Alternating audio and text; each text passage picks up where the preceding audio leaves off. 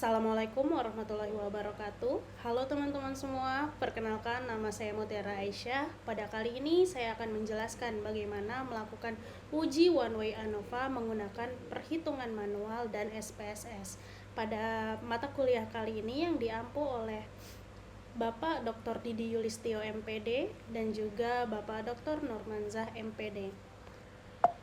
Baik, sebelum kita mulai masuk perhitungan, yang pertama kita harus mengetahui dulu apa itu ANOVA satu jalur atau one way ANOVA.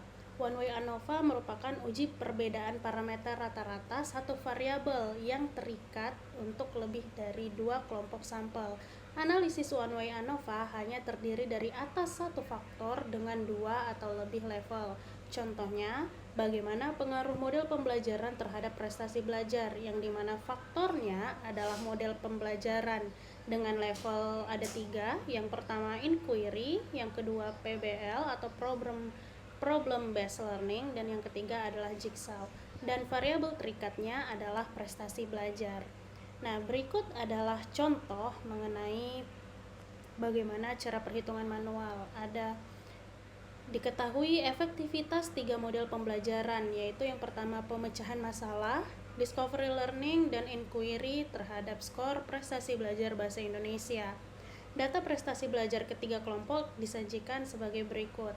Nah, di sini bisa kita lihat ada tabel nomor subjek yang dimana ada 10 sampel siswa, dan X1, X2, X3 merupakan kode dari metode yang digunakan, yaitu pemecahan masalah dengan kode X1, discovery learning dengan kode X2, dan inquiry dengan kode X3. Lalu selanjutnya kita melakukan pengujian hipotesis perbedaan rata-rata dengan signifikansi 5%.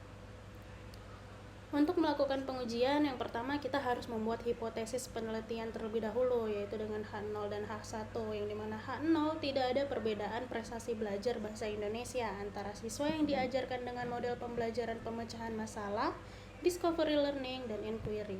Dan H1 yaitu ada perbedaan prestasi belajar bahasa Indonesia antara siswa yang diajarkan dengan model pembelajaran pemecahan masalah, discovery learning, dan inquiry. Lalu setelah kita membuat hipotesis, kita buat hipotesis statistik, yang dimana H0 itu mu1 sama dengan mu2 sama dengan mu3.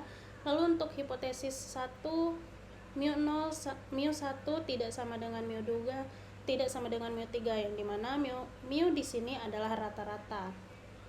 Lalu setelah itu kita menentukan taraf signifikansi, yang dimana di sini digunakan 5%. Dan uji yang kita gunakan yaitu menggunakan uji one way ANOVA, yang dimana kaidah pengujiannya jika F hitung lebih besar dari F tabel maka H0 ditolak, dan jika F hitung kurang dari atau sama dengan F tabel maka H0 diterima. Lalu kita menentukan F hitung dan F tabel. Yang pertama kita membuat tabel penolong dulu berdasarkan data yang sudah ada di sini. Nah, di sini kita cari nilai X1 kuadrat, nilai X2 kuadrat, dan X3 kuadrat. Nah, setelah didapatkan di sini 81 kuadrat yaitu 6561. Kalau X2 kuadrat 68 kuadrat yaitu 4624, dan seterusnya. Lalu di sini ada jumlah di sini adalah jumlah dari nilai X1 yaitu 880, jumlah dari nilai X2 yaitu 748, dan jumlah dari nilai X3 yaitu 798. Dan ini adalah jumlah dari nilai X1 kuadrat, jumlah dari nilai X2 kuadrat, dan jumlah dari nilai X3 kuadrat. Setelah itu kita lakukan nilai total dari X1, X2, X3.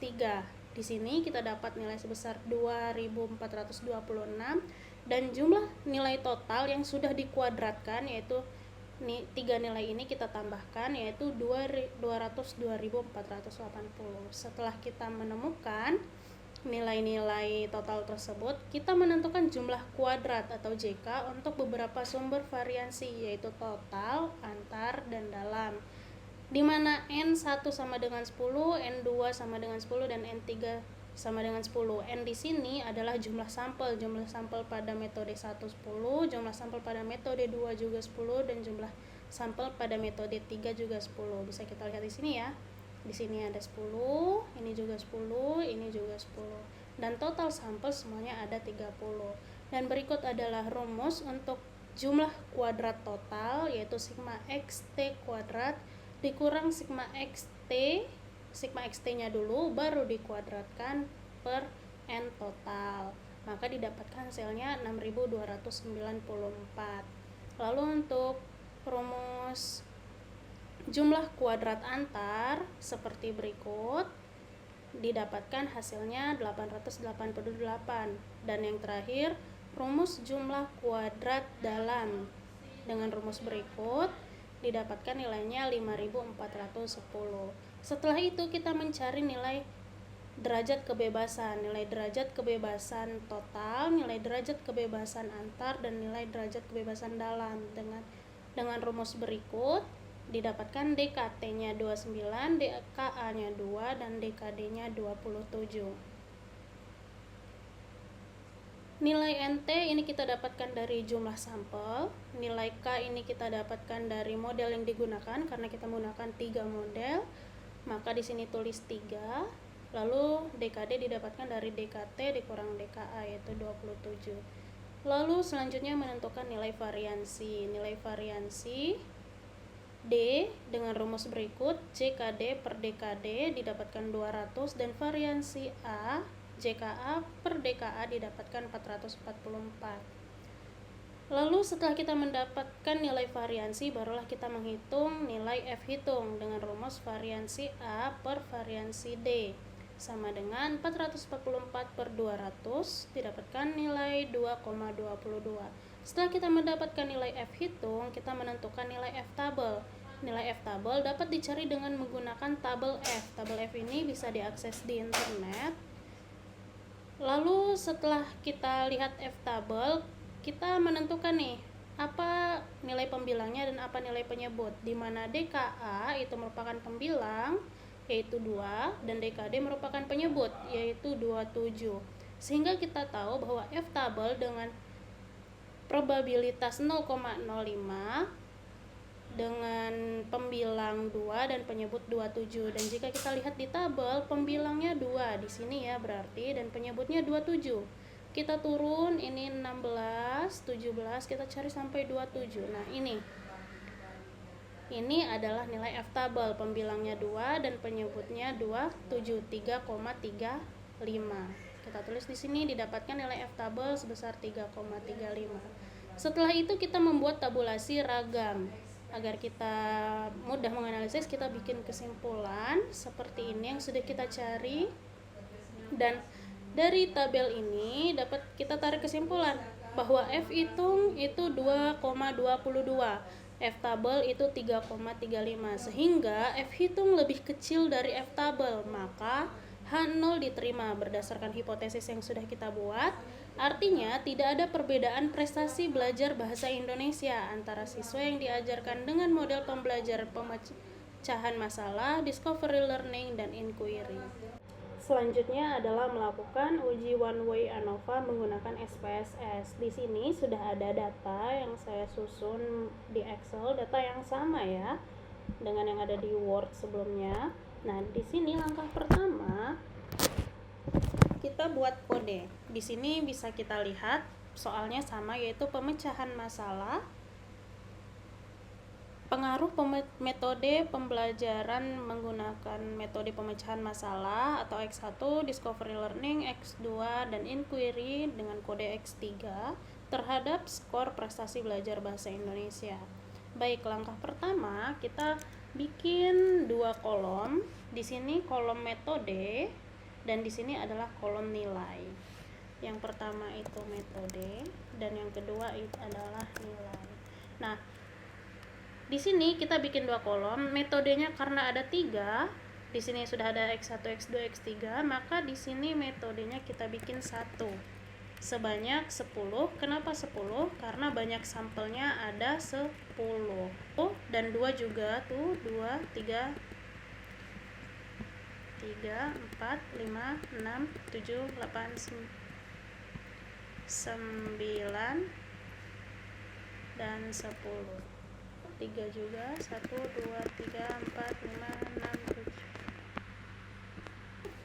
8, 9, 10. Semuanya ada 30 data. Nah, di sini nilai kita masukkan sesuai metodenya. Ini adalah metode nilai dengan kode 1. Kita copy dan kita pastekan di sini. Lalu nilai dengan metode 2, kita copy dan kita pastekan di 2 sini, dan begitu juga 3, sehingga semua data ini menjadi 2 kolom, yaitu kolom nilai dan kolom metode. Nah, setelah kita susun seperti ini, kita buka SPSS. Kita buka variable view, lalu kita buat, karena ada 2 kolom variabel tadi, di sini kita tulis yang pertama metode dan yang kedua adalah nilai. Untuk desimalnya kita bikin jadi 0. Di label metode kita tulis metode pembelajaran. Oke, lalu di values kita klik titik 3 ini, lalu kita klik tambah. Ada 3, karena ada 3 tadi. Yang pertama itu adalah kode 1 untuk metode pemecahan masalah. Metode pemecahan masalah. Lalu kode 2 itu untuk metode problem based learning, dan yang metode kode ketiga yaitu untuk metode inquiry. Setelah itu kita klik OK dan kita ke data view. Di sini sudah ada 2 kolom. Nah, kita kembali ke Excel, kita copy bagian metode dan nilai ini. Kita copy lalu kita pastekan di sini.